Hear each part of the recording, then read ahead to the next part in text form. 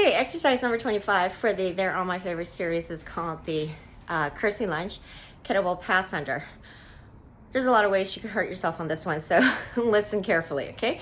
I'm gonna show you the way I prefer to do it, and then talk you through some alternatives and ways you could scale it, all right? So, excuse me, Gaboo.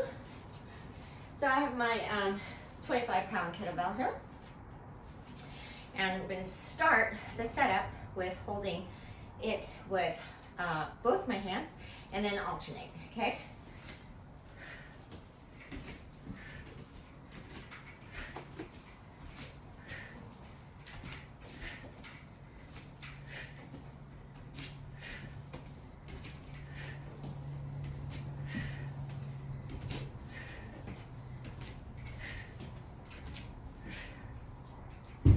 Okay. First way you could hurt yourself if you have the wrong style of kettlebell, where you have a small handle, okay? So see the difference when I'm handling, have both hands over this one versus this one. I actually have like an inch to maneuver on this one. I'm actually short at least an inch on the other one.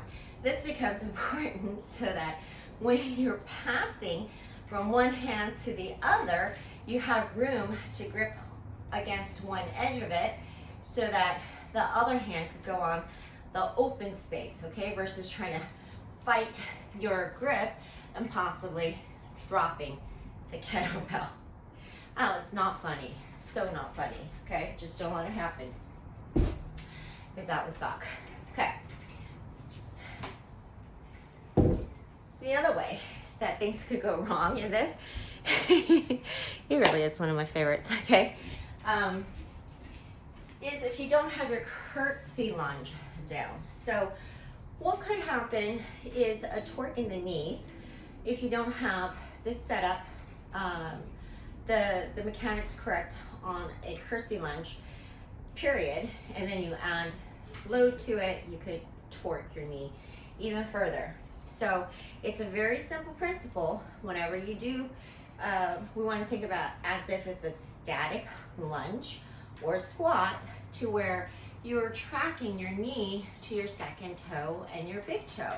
So even though this leg, the back leg, steps into a diagonal, and now you have one knee facing the front, one knee facing the at a diagonal, you want to keep that tracking the same, so you go straight down versus trying to twist into it in either direction, okay? So think about as if it is a static lunge and just come straight down so that you could be sure that your front knee tracks over your toe, your back knee tracks over the toe of the same foot. All right, so that's the gist of the mechanics of the curtsy lunge. So if you don't have the kettlebell, you can use any weights if you prefer to load it, holding it into goblet position, holding it on the side, holding the weights behind your shoulders. If you want to use a kettlebell but don't want to do it in that dynamic fashion, because the other great thing about this is that not only is it a moving weight, but you could create momentum when you come up by having this shoot out with your hip thrust, still slightly, right? Because it's going pretty quickly from side to side, and creating that additional momentum for us to fight against, right? So, right, okay? God, it's so hard to talk and do this at the same time, especially with hair in your face.